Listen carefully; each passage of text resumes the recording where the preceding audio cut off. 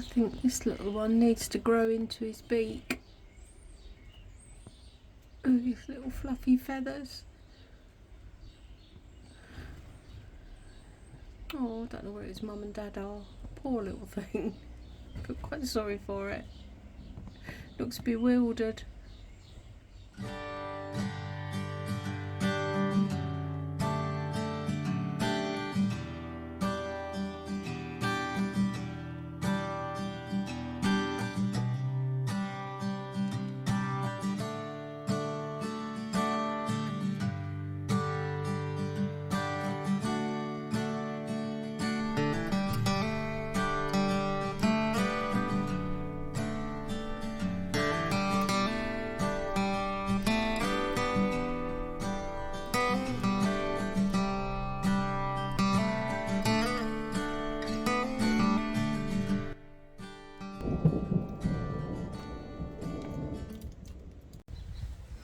Welcome back to the garden. I thought I'd do something a little bit different this time, and there has been occasions where people have asked me about the size of the garden or what direction it is facing, so I thought I'd give you a different perspective to what you would normally see. When you do close-ups of certain areas, it can give you the illusion perhaps that the garden is bigger than it actually is, but in fact it's only 6 metres by 9 metres of growing space. And when I say growing space, in that area I've got an 8 by 6, sorry, I'm going metric and imperial. Yeah, the size of the garden being metric is 6 by 9. I don't know what my greenhouse is in metric, but it's 8 foot by 6 foot. So I just wanted to confuse you all and myself. I've also got paving and the summer house and seating area where the bistro table is. So that kind of reduces the area that I've got to grow. I've got 3 growing beds. One is much larger than the other 2. And the garden itself is roughly speaking, northwest facing. So that kind of gives you an idea of its layout. When I originally dug up the back garden, that was in 2015, and I managed to squeeze in 10 crops at the time. That included running beans, potatoes, peas and courgettes. Now I'm growing about 20 different crops. So, you know, if you plan carefully, you can actually pack in quite a lot. So I don't want to sort of rabbit on anymore. If you go through my past videos, there is one video called Bringing the Allotment Home, and it will show you what the garden was like before I started. And the process of creating what I've got now. So I'm going to do a tour of the garden, and I'll take you around and show you what's happening in June, and hopefully if there's time at the end I'm going to do a potato reveal.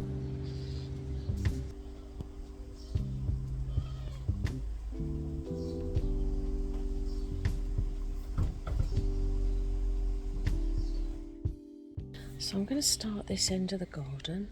These are my Penton Javelin potatoes, which are now in flower. These are first earlies, and I'm hoping if there's time I'm going to empty this first pot. I've got 3 pots of the Penton Javelin. There are 3 seed potatoes in each pot, so those 3 pots have 9 potato plants. And then the next 3 pots are my second earlies, which are the Charlotte, which are typically salad potatoes. And there is 3 seed potatoes in each of those pots, so that's another 9 plants.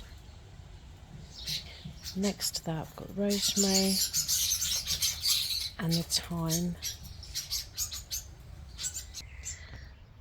and also mint, because as you well know, mint for new potatoes is the best.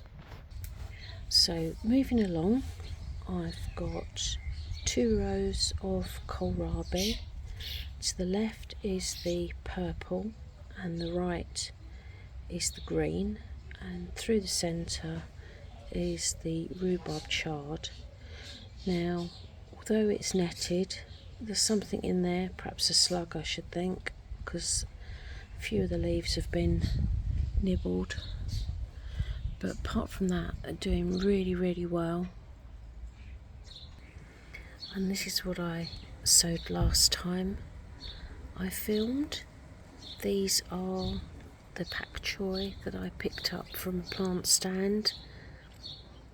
So there's green and purple, and then there's butterhead, I think it's salivania, lettuce, and at the front mini Cosberg, but again something's nibbled that, so I think a slug has managed to get in there. Broad beans, which is the aquadolce. Let me have a look in here. Very first beans, so that's exciting. Normally I would sow these in the autumn and overwinter them, but I didn't this year. I sowed these in spring, so they're a bit late. So I'm normally well into harvest now, and I think I will go back to sowing them in the autumn again. As I mentioned in my previous video, this is where the collies are going, and here is where the Kent blue pea will go. That's the ambassador peas, and then I've got some wild rocket and Lollo Rosso salad leaves. Now with the wild rocket, I did notice they were starting to go to seed, so I've been cutting the tops off to try and prevent that happening. Just have to keep on top of it and make sure they're well watered. But the Lollo Rosso, it's just, the colour is beautiful.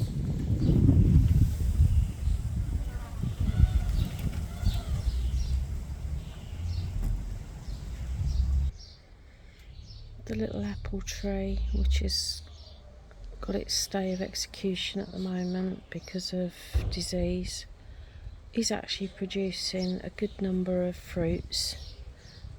This is a Cox's orange pippin, but as you can see it's got brown leaves, and it did have quite a lot of aphids. You can see the leaves curling. I've sprayed it with liquid seaweed, but I'm just fighting a losing battle with it. I'm just going to let the fruit develop, and then I think, as much as it grieves me, this is going to have to go. So in this bed I have my sweet corn. This is Swift. I've got 2 lots of sowings, so the smaller plants over there are second sowings because the germination was very poor. But they're starting to put on growth now. As you can see, it's a little bit breezy today, but these plants, they can grow anything from 6 to 8 foot, and I generally get at least 2 cobs per plant and occasionally 3, depending on what the summer's like really. But these, I've tried various other sweet corn, but these are my favourite.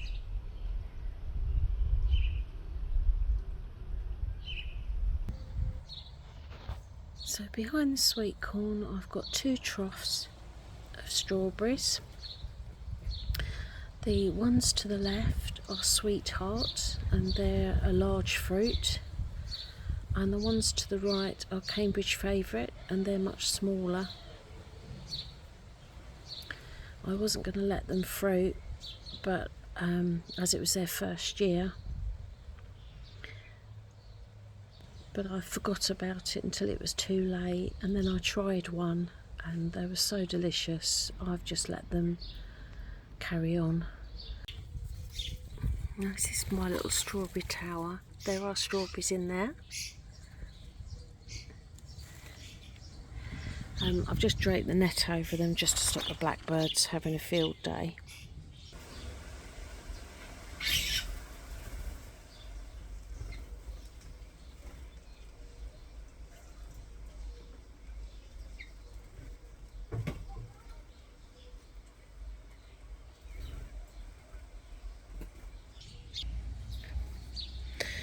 These are my carrots. These are Amsterdam Forcing 3, and I haven't thinned them out, and I don't intend to, not deliberately.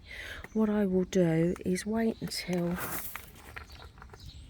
I see the tops of the first young carrots, and I will harvest those because I like them as the baby carrots, which are much sweeter. And then just by the process of that kind of harvesting, that will naturally thin them out and allows those that remain to get bigger. So as the season goes on, they will increase in size the more space they get. But I'm looking forward to the first harvest of those because homegrown carrots are unbelievably tasty. Not particularly keen on the ones you buy in the supermarkets. I find them quite tasteless. So yeah, this is one of my prize crops, and they failed last year, so I'm more excited this year than ever before. But they've got some lovely foliage, so feathery, it's quite tactile. So yeah, and I love the sun glistening on it too. Right, so moving on, these are my main crop potatoes. I've got 7 buckets, 2 of which are 30 litre, the other 5 are 12 litre buckets. Now, the same as the first and second earlies, I grow all my potatoes in pots because that frees up the growing space that I have. These were so much later than the first and second earlies, and they're only just starting to develop their flowers. So these will really be harvested late July, probably August, whereas the first and second earlies sort of from now.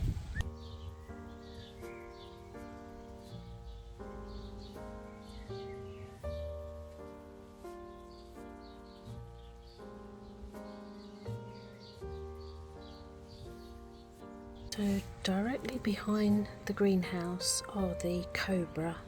There are 6 plants, and they have been very slow to get going, but they're now starting to climb.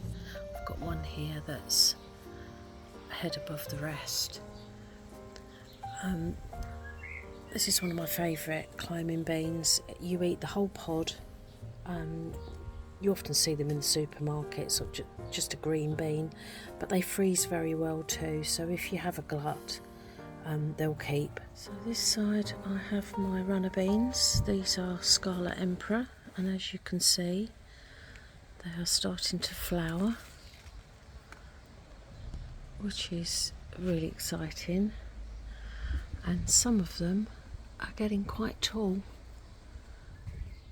These are the Golden Gate French climbing beans. These are the flat yellow pods where you can eat the whole pod, same as the runner beans and the cobra.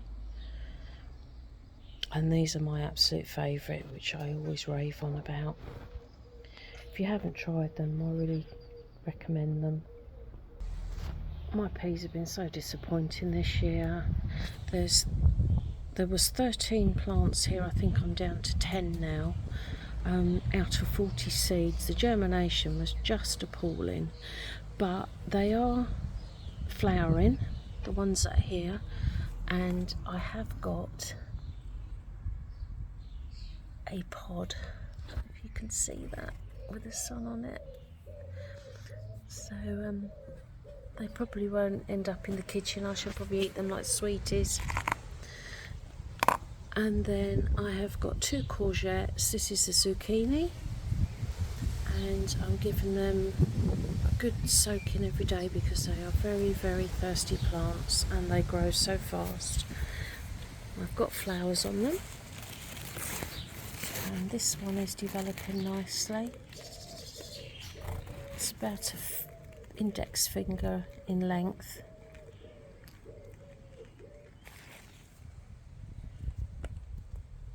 And then at the back I've got my rhubarb, which is the Victoria.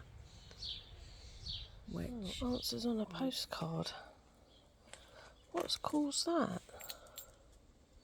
Because that is heavy. It's very strange. Oh, I just lifted it up and there was a sparrow underneath it. So that is the most curious thing ever. Poor little thing.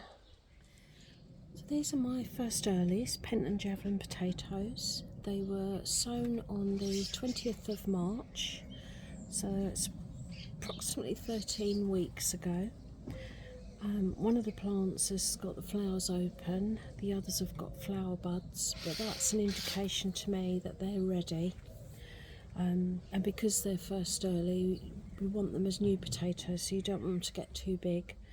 So there's 3 plants in this bucket, and I'm going to tip them out now and see what we've got. What I'm going to do is cut down all the foliage, remove that, and then I'll be able to tip the bucket over.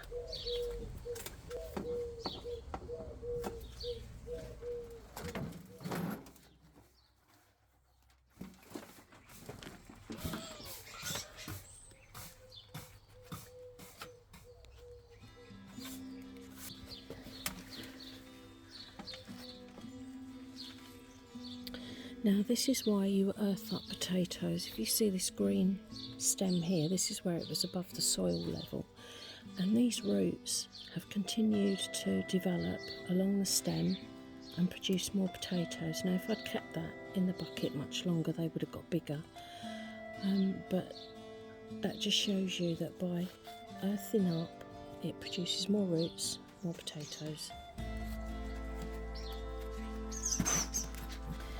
Well, that's not the greatest harvest, especially as there was 3 plants in that big bucket, but it's the shadier end, so it doesn't get anywhere near as much sun as the other potatoes, and I was probably a tad early. Had I left it probably another couple of weeks, some of the really tiny potatoes would have had a chance to grow. So I've come into the kitchen and I've washed them, and I've got 1 pound, 0.3 ounces. I'll show you close up. They're lovely, there's no scab. They look really, really healthy. So this is homemade potato salad with homemade mayonnaise. Never made it before. And fresh mint from the garden. So I'm going to have that for my lunch.